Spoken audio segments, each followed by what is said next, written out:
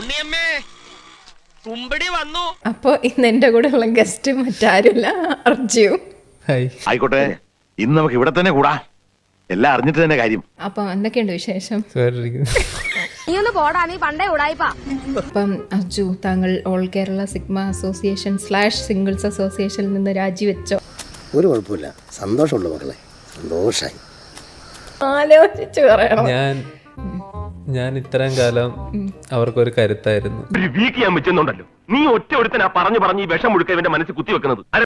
അപ്പൊ ഞാൻ Q&A ഇട്ടപ്പം മെയിനായിട്ട് ചോദിച്ച ആളുകൾ ചോദിച്ചൊരു ചോദ്യമാണ്, എന്തിനാണ് അർജുൻ ചേട്ടൻ സിഗ്മകളെ പറ്റിച്ചതെന്ന്.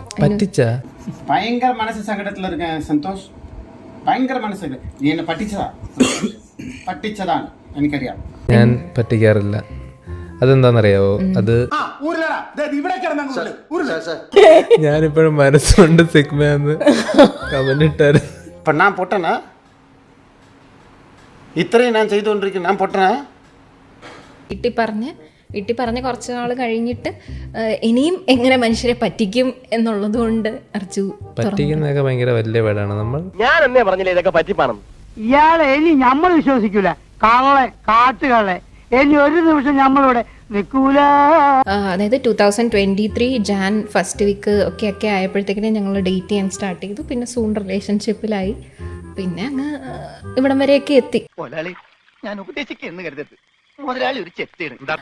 അപ്പം ഇൻസ്റ്റാഗ്രാമിൽ ഫോളോ ചെയ്യാൻ തുടങ്ങി. അത് കഴിഞ്ഞിട്ട് പുള്ളി എപ്പോഴും ഭയങ്കര ഫണ്ണി സ്റ്റോറീസ് ഒക്കെ ഇടുന്ന ആളാണല്ലോ. എല്ലാം നിന്റെ വിധിയാണെന്ന് സമാധാനിക്കണം. ശരി, ചത്താ ഞാൻ നാളെ വരാം. അല്ല, ചത്തില്ലെങ്കിൽ ഞാൻ നാളെ വരാം.